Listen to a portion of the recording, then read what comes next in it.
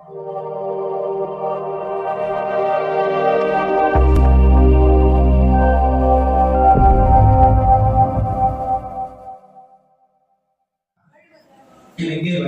பராக்கிரமசாலி எப்படி சொல்லணும்? பராக்கிரமசாலி சத்தே இல்லாத இருக்கிறவங்க. பராக்கிரமசாலின்னா யாரு? நல்லா சண்டை போறவங்க, நல்ல ஸ்ட்ரென்த் இருக்கிறவங்க, உடம்புல சத்து இருக்கிறவங்க யாரு?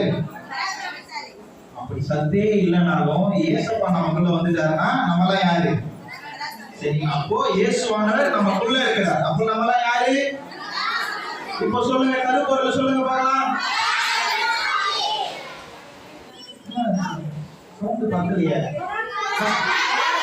பராக்கிரமசாலி சொல்லும் போது லைட்டா அட்லீஸ்ட் ட்ரம்ஸ் ஆச்சு என்ன பண்ணோம்?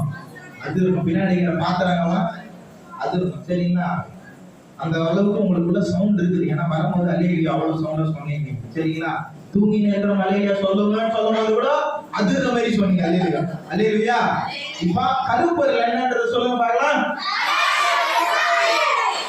பராக்கிரமசாலின்னு ஆண்டவர் பைபிள்ல நிறைய பேர் சொல்லியிருக்காரு. அந்த ஒருத்தரை சொல்லும் போது பாத்தீங்கன்னா அந்த பராக்கிரமசாலி என்ன தெரியுமா பண்ணியிருந்தாரு?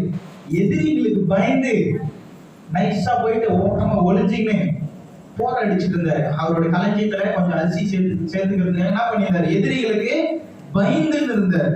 அவரை பார்த்துதான் ஆண்டவர் என்ன சொன்னாரு? பராக்கிரமசாலின்னு சொல்லி அவர் வல்லமை எடுத்து பயன்படுத்தினார். அவர் பேர் என்னதுன்னா கிதியோன். என்னது?